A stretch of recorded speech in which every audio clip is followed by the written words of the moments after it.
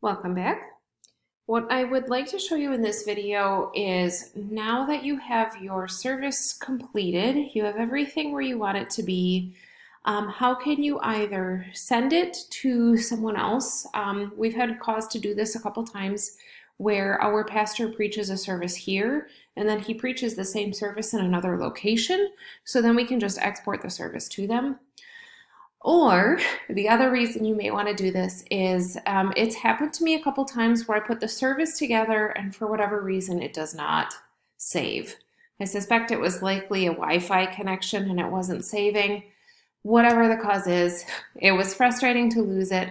So I always export a copy now in case I need to come back and reload it again later. You may also want to export a service if you're going to need to load it onto another computer. We do have two computers. When we do bilingual services, sometimes it's nice to create it on one computer and then export it to the other because then we use both computers at the same time. Anyway, whatever the reason, you may be interested in making a copy of the service, sending it to somebody, just having a backup copy. Here's what you would need to do. So I am going to right-click on this English service here, and then I'm going to click on Export Playlist. You can export it to wherever you would be interested in using it. I'm going to call this, I'm going to give it the date, and I'm just going to put it in Dropbox so that I have it again, I have it saved there. And I can show you how you would open that again in a moment.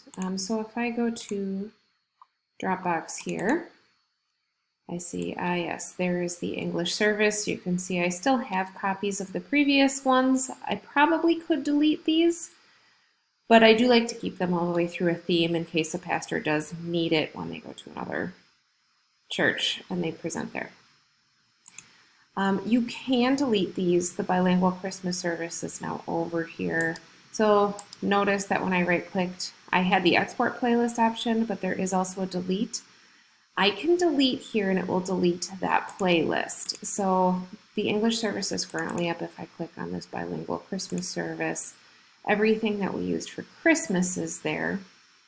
This just deletes the organization of the service. It doesn't delete the contents of that service. So if I delete the bilingual Christmas service, any of the songs, any of the scripture readings that are here will continue to stay here. But this organizational schematic will be gone. If you're positive you are done with it, you can click on delete and it will go. Okay.